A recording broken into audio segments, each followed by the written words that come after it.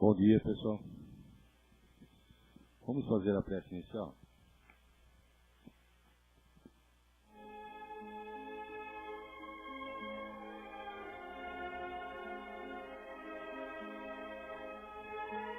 Deus, nosso Pai, que sois todo poder e bondade, dai a força àquele que passa pela provação.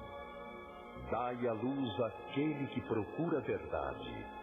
Ponde no coração do homem a compaixão e a caridade. Deus, dai ao viajor a estrela guia, ao aflito a consolação, ao doente o repouso. Pai, dai ao culpado o arrependimento, ao espírito a verdade, à criança o guia, ao órfão o Pai. Senhor, que vossa bondade se estenda sobre tudo o que criastes. Piedade, Senhor, para aqueles que vos não conhecem. Esperança para aqueles que sofrem. Que vossa bondade permita aos Espíritos Consoladores derramarem por toda parte a paz, a esperança e a fé. Deus, um raio, uma faísca do vosso amor pode abrasar a terra.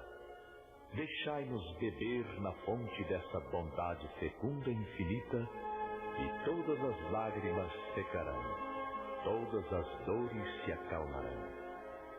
Um só coração, um só pensamento subirá até vós, como um grito de reconhecimento e de amor. Como Moisés sobre a montanha, nós vos esperamos com os braços abertos. Ó bondade, ó beleza, ó perfeição. E queremos, de alguma sorte, forçar vossa misericórdia. Deus, dai-nos a força de ajudar o progresso, a fim de subirmos até vós. Dai-nos a caridade pura, dai-nos a fé e a razão. Dai-nos a simplicidade que fará das nossas almas o espelho onde se deve refletir vossa imagem.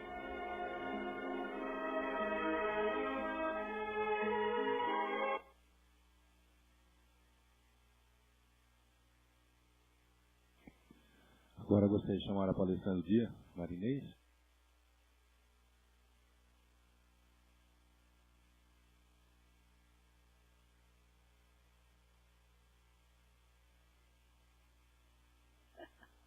Bom dia, gente.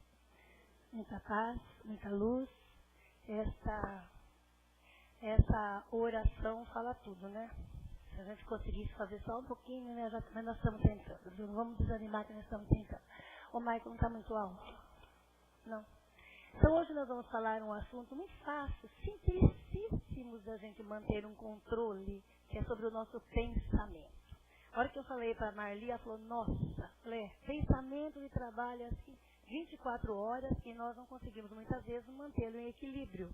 Porque nós estamos num mundo de expiação e provas, então a gente tem que treinar muito a força do pensamento. Então, a gente sabe que nós não conseguimos usar muito pouco do poder da nossa mente, do nosso pensamento. Então, sobre a força do pensamento, para nós entendermos as forças que o pensamento tem na nossa vida, nós vamos dar 3 definições que se é estudada. Para os fisiologistas, aqueles que estudam o corpo físico, que acham que nós somos corpo físico apenas, o pensamento são ondas magnéticas geradas pelo cérebro e que são distribuídas pelo nosso corpo. Então, o cérebro é que pensa, fisiologista, apenas aqueles que estudam físico. Para a ciência, hoje o pensamento ainda não é detectado. Se você tirar uma cintilografia, um exame de imagem, não vai detectar seu pensamento. Vai detectar as ondas passando lá pelos nossos neurônios. Mas nós que somos espiritualistas, e para nós os espíritas, nós sabemos que o pensamento é proveniente do espírito. Quem pensa, o ser pensante é o espírito. E que o cérebro tem que estar bem equilibrado, trabalhado, tratado, iluminado para receber as informações do espírito. Então, nós pensamos, nós sentimos. Às vezes a gente pensa A gente acredita que quem pensa é o cérebro, mas quem pensa é o espírito. Tá bom isso daqui? Tá barulhento? Bom, ele mantém uma emissão direta no pensar e no sentir. Nós pensamos e nós sentimos e nós agimos. São 3 maneiras de ter. Então, o pensamento é subproduto do espírito. E lá no livro dos Espíritos diz que os atributos do espírito são 2. Pensar e ter a vontade. O pensamento e a vontade. O que quer dizer isso? Eu penso e tenho a vontade de praticar uma ação, seja ela para o bem ou para o mal. Então, nós somos pensamento e vontade, ela é uma emissão do espírito. É o espírito quem comanda esses braços, quem comanda essa cabeça, esse cérebro, quem comanda o nosso corpo. No mundo espiritual, quem leu o Nosso Lar e quem assistiu o filme O Nosso Lar, pode lembrar das construções materiais que existem no plano espiritual. São construídas todas pela força do pensamento, dos espíritos elevados, que lá eles vão construindo aquelas colônias, usando a energia, porque o pensamento é uma energia. Ele vai usando aquela energia e vão se construindo as casinhas, os hospitais. Nós sabemos que existe isso lá no plano espiritual. Por quê? Porque a Terra é uma mera cópia rústica, rudimentar desse plano espiritual, que não vamos pensar que o nosso lar está muito distante aqui da Terra, não. Ele já é uma consequência, está na crosta terrestre. Então é uma consequência direta. Nós somos um produto, uma cópia desse mundo espiritual, que é criado pelo nosso pensamento. Cristo já dizia assim, todas as guerras, todas as adversidades, todas as felicidades nascem do pensamento dos homens. Tudo está no interior de cada um de nós. Então, nós precisamos reconhecer que é nesse campo do pensar e do sentir que nós construímos a nossa vida e nós fazemos as nossas escolhas. Tá? É no pensar e no sentir que nós depois vamos para o terceiro ato, que é a atitude. Então, pensamos, sentimos, criamos as virtudes quando pensamos bem, ou criamos as mazelas, as dificuldades, as doenças, quando nós pensamos mal, quando nós erramos. Então, nós somos co-criadores do ambiente, consciente ou inconscientemente, onde nós vivemos. Consciente ou inconscientemente, pelo nosso pensar e nosso sentir, nós criamos o ambiente ao nosso redor. Por isso que Emmanuel diz, cuidado com o que desejar, porque ele vai se concretizar. A partir do momento que nós desejamos uma coisa, nós já criamos aquela imagem e nós mentalizamos naquela imagem, a nossa força maior do pensamento, ela acaba se concretizando. Tá? Acaba se concretizando. Quando desejamos, já criamos. Então nós podemos construir ou destruir pelo poder e pela força do nosso pensamento. Veja só, gente. Veja o poder que nós temos em nós. Um pensamento positivo, um pensamento vibrante, é capaz de destruir obstáculos ao nosso redor. E o mestre disse a questão da fé. Ele falou, se tiveres fé do tamanho de um grão de mostarda, siga esse monte que ele saia daqui e vá para lá. O que ele se referiu? Que fé? É o pensamento, é a vontade, é a força. Quando nós falamos em fé, a gente pensa só em religião. Eu acredito em Deus ou não acredito em Deus. Não é nada disso. Isso é a melhor coisa que existe. É a coisa mais simples que tem. Quem somos nós lá para estamos discutindo se Deus existe? Se nós podemos acreditar em Deus? Claro que nós acreditamos. Nós estamos aqui. Essa é uma coisa inata em cada nós. Essa força de acreditar, de ter essa fé em nós, uma coisa superior, é inato, nasceu com a gente. Nós discutimos porque a gente não sabe nem o que a gente fala, na verdade. Mas, o pensamento, aí no caso, ele é uma conquista da alma. Então, quando nós pensamos, nós já criamos aquele pensamento bom ou ruim. E a fé é isso, pensar otimista. Pensar bem. Almejar um obstáculo, alguma coisa que você quer transpor os obstáculos e chegar lá. Esse é o pensar em ter fé. Foi isso que Jesus nos orientou. Portanto, se o pensamento é uma energia, ele tem uma força, sabia? Ele tem um peso. É um peso muito irrisório. Mas os pensamentos agradáveis, eles são como... Quando nós oramos, nós lemos coisas boas, nós falamos palavras boas, o pensamento é uma energia que sobe. Tá? Ele vai se formando numa energia, vai encontrando lá no alto os espíritos amigos superiores que pensam no bem, e vai se formando uma corrente de luz, e vai se transformando aquelas chuvinhas luminosas, quando está no passo espiritual, que a gente vê, saiu do tratamento da pessoa, se uniu com o nosso pensar, com os espíritos desencarnados, que estão trabalhando naquele momento, e chove luz ao nosso redor. E devolve para aqueles que estão na mesma sintonia. Porque o que vale a vibração é a sintonia. Pensamentos desagradáveis são pesados. Maldade, mágoa, ódio, vingança, coisa errada, pensar errado, desejar para o outro coisa ruim, ele fica aqui, ó, pesado, aqui ao nosso redor, aqui. Ele não sobe. Então, quando nós olhamos, às vezes quem tem evidência, e vê um ser entrando, e ele vê ali, que ele tem uma coisa escura ao lado dele, a sua aura que escureceu. Aí a gente diz, nossa, ele estava com um obsessor. Às vezes não é nem o obsessor, coitado do obsessor, nem chegou nele ainda. É a própria vibração dele mesmo, que está ali pensando negativo, ódio. Então aquela célula, aquele pensar que é uma energia, então, ao invés de iluminar as células do corpo, aumentando o sistema imunológico, ele vai intoxicando as nossas células de coisas ruins e vai acarretando aquilo que nós chamamos as doenças para o corpo físico. Aí Jesus foi muito claro quando ele falou, a boca fala do que o coração está cheio. Então, o que nós falamos, nós sentimos, porque nós estamos com o nosso coração, com a nossa alma, com o nosso espírito, desejando e pensando aqui. Então, o pensamento é uma força viva. Pensamos e já criamos. Tem uma experiência numa universidade dos Estados Unidos, porque a luz tem uma velocidade incrível, a luz. O pensamento tem uma velocidade muito maior. Então, nessa experiência, eles colocaram, eles chamam de telepata sensitivo, num departamento da universidade.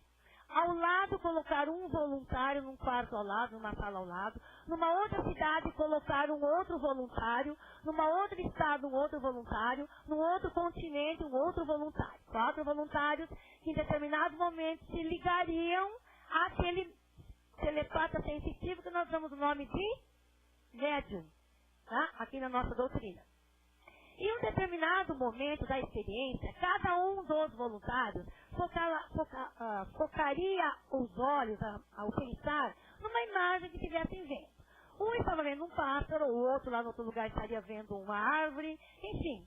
E tiraria foto daquilo ali e emitiria pelo pensamento a imagem ao médium telepata, ao sensitivo telepata. E aquele que sentia essa experiência e receberia a mensagem pelo pensar, né? Faria um desenho do que ele tinha recebido. E a hora que eles se reuniram depois para comprovar as experiências, ficou totalmente comprovado que o primeiro ao lado dele na sala tinha visto e tinha recebido a mensagem igual.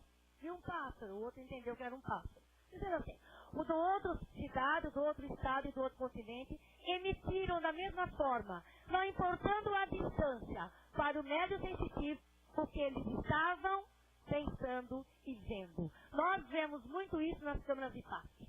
Né? A gente dá muito essa informação, cada um depois daquela colocação do final, né, Silvia? A gente sempre se coloca assim, foi isso, e a gente bate as ideias da gente. Então ficou provado que para o pensamento não tem distância. Ele ultrapassa o limite do túmulo. Quando nós pensamos ou desejamos bem ou mal a pessoa que já desencarnou, nós a trazemos para nós, ou do lado bom ou do lado ruim. Por isso que é perigoso a gente perder a sintonia com o bem. Nós nos desequilibramos, facilmente nós trazemos para nós espíritos interiores, né, dona Gilda? Com a maior facilidade, nós estamos envolvidos aí nessa coisa escura, que a parte de nós, em primeiro instante, o que nós pensamos, nós sentimos, nós atraímos para nós. Então, gente, se o pensamento e a vontade são as chaves dos nossos atos, nós atraímos para nós, pelo nosso pensar e o nosso sentir, coisas boas ou coisas ruins. Tá?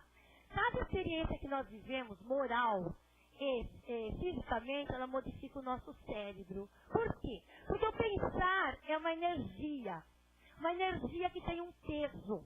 Se nós pensamos bem, nós pensamos luz. Jesus falou, sede luz. Se nós pensamos bem, desejamos bem, com aquele pensamento positivo de fé, nós iluminamos as células do nosso cérebro, iluminamos as células do nosso corpo todo, do sistema imunológico, circulatório, respiratório, tudo.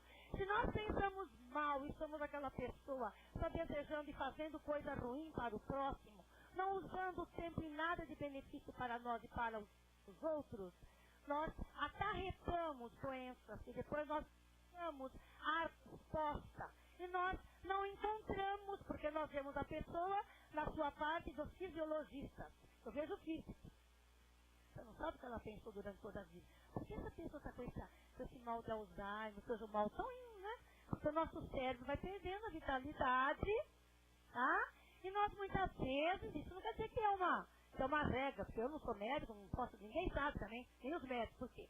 Mas nós podemos dizer que através do nosso pensar, das mágoas, das tristezas, das amarguras, das dificuldades que nós sofremos, nós acarretamos essas células do nosso corpo, um peso de uma energia muito grande que vai se transformando em doenças. Então, quando se falava que a personalidade do ser era formada somente de fora para dentro, isso nós vemos.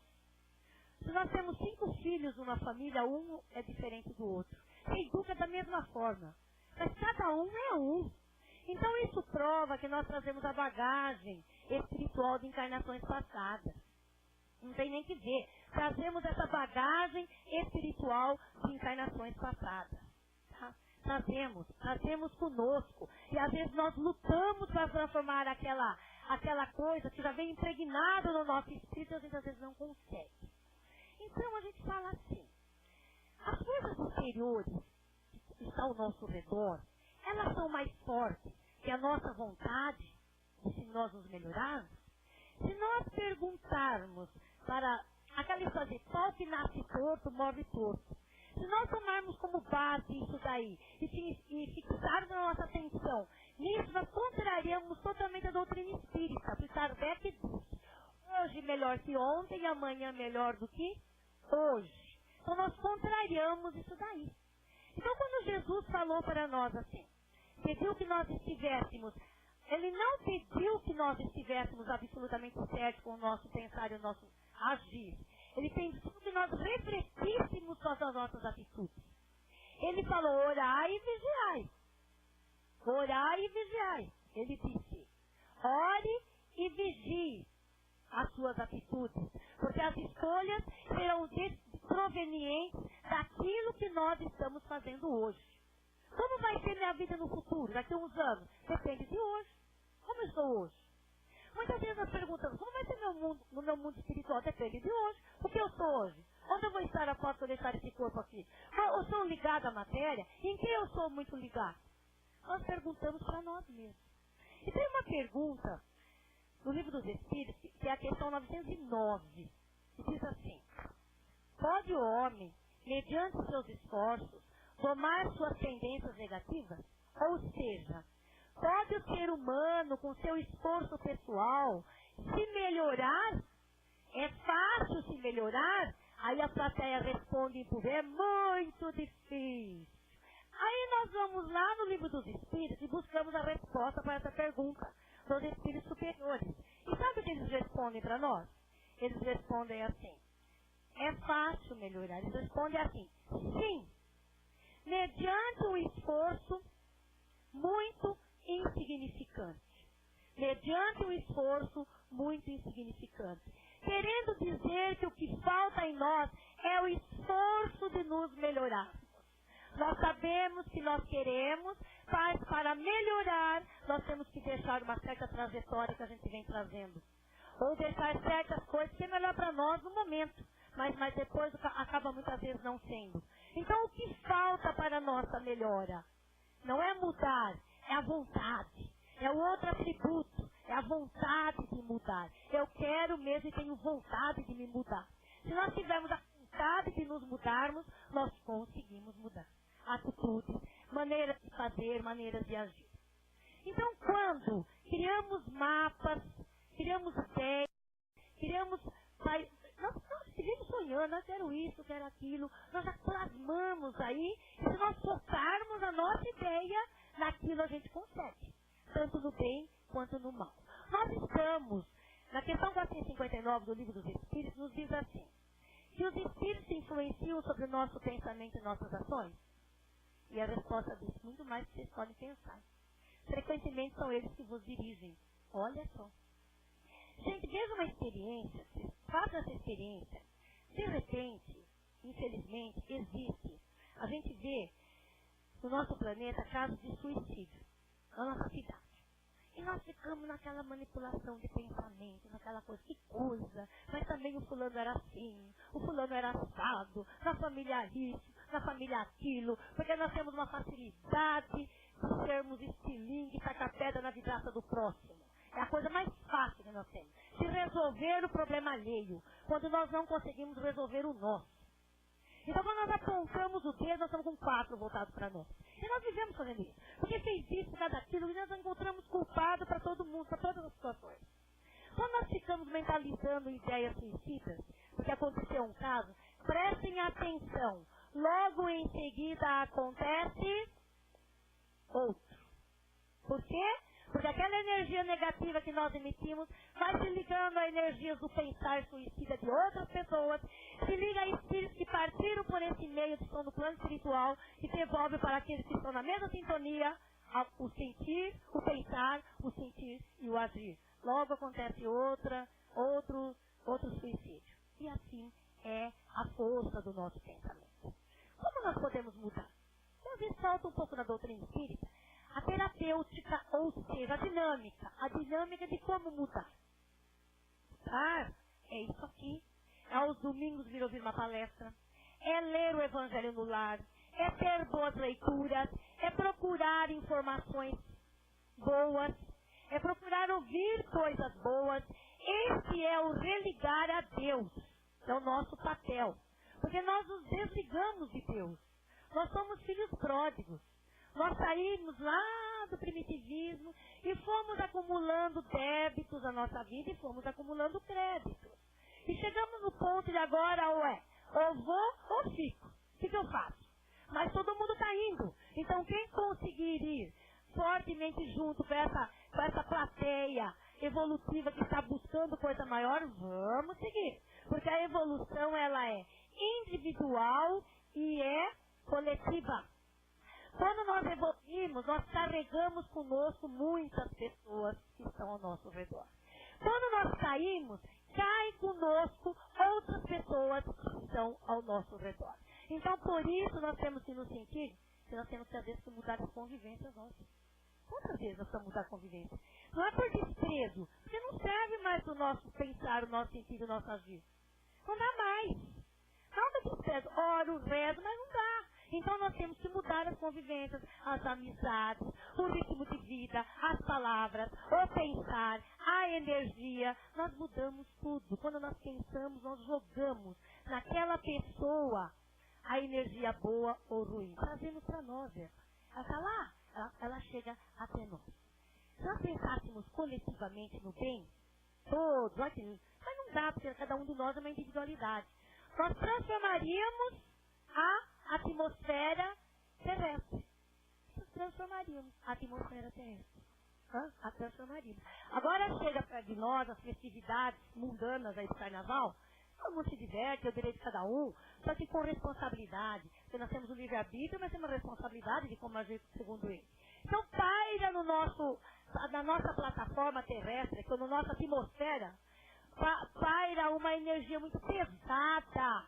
Porque espíritos que já partiram aqui pela droga, pelo sexo exagerado, por tantas coisas, estão aí voltando pelos pensar novamente. Então é hora de orar, é hora do evangelho no lar, é hora de pensar coletivo, é hora de fazer, deixa eu ver o que eu posso fazer para o bem daqueles que se encontram totalmente desestruturados. Então o primeiro esforço é nosso. Quando nós fazemos, eu não vou poder mudar o mundo, mas muda o seu mundo. Seu mundo. Se nós mudamos o nosso mundo interior, nós mudamos tudo, muita coisa ao nosso redor. O Santo Agostinho diz que sem mudar hábitos, nós não temos melhora. Santo Agostinho dizia, muda hábitos. Ele foi até os 50 anos, Santo Agostinho, fazendo outra coisa errada, se comprometendo, aí quando ele se converteu ao cristianismo, já tinha meio século, ele se identificou com a ideia de Cristo, que é a ideia do bem, independente de religião. Independente de religião.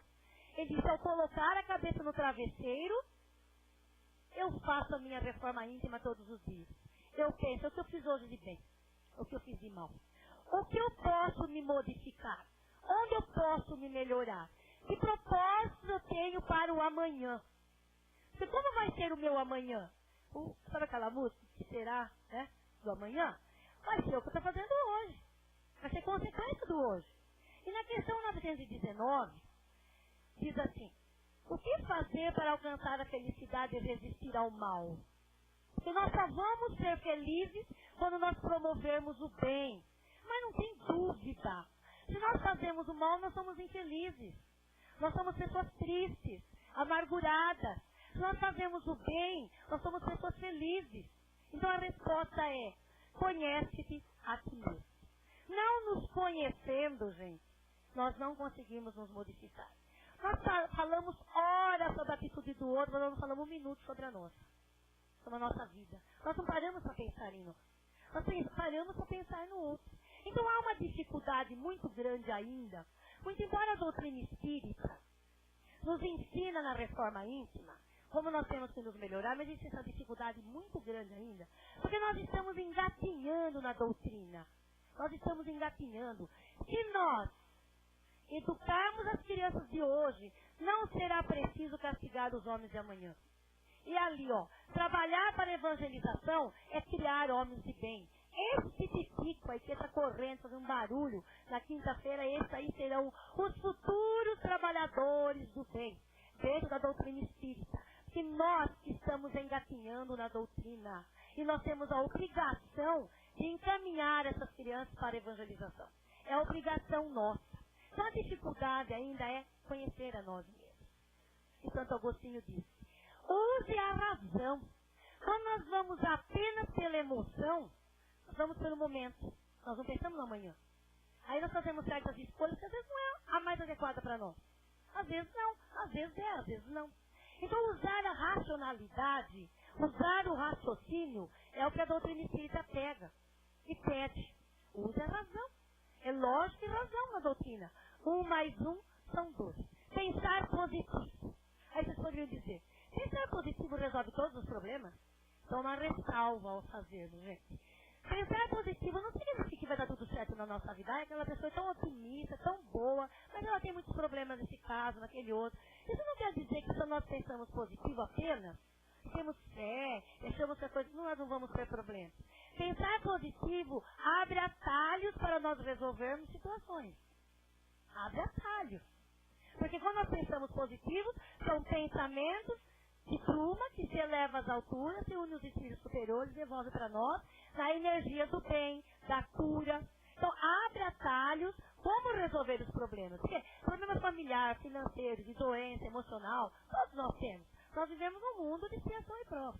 Aí André Luiz, na mediunidade de Chico, diz, resolvido um problema, aguarde outro. Então, quer dizendo o quê? Que tudo acontece na nossa vida no momento certo, na hora certa, porque há necessidade de ter acontecimento. Para que muitas vezes nós façamos as nossas reformas. Para que muitas vezes nós façamos as nossas modificações. Chico tem uma frase de Chico que ele diz, quando Deus tira algo de você, Ele não está te punindo, mas Ele está te abrindo as mãos para receber algo melhor. Mas nós temos que pensar assim. Eu vou fazer tudo para dar certo assim. Fazer a melhor coisa para dar certo. Mas se não der assim, então não era para dar. Então não era. Fazer de outro jeito. A próxima vez, daqui um pouco, vai dar. Só que se nós pararmos para pensar, como nós pensamos no dia a dia, nós vamos vendo a enxurrada de pensamentos negativos que nós temos aí. Isso atrapalha demais a nossa vivência. E hoje, os problemas acontecem. Claro, nós temos todos os processos reencarnatórios, a trajetória reencarnatória, que temos que cumprir. Então não é apenas essa vida. E hoje a ciência, a medicina já está provada que grande porcentagem dos tumores, que são os cânceres, nós tanto assistimos e vemos, são oriundos do estresse, são oriundos do pensamento e do sentimento. negativo, ruim, de mágoa, de desejo de vingança. Isso não atrapalha só o outro, mas atrapalha a nós.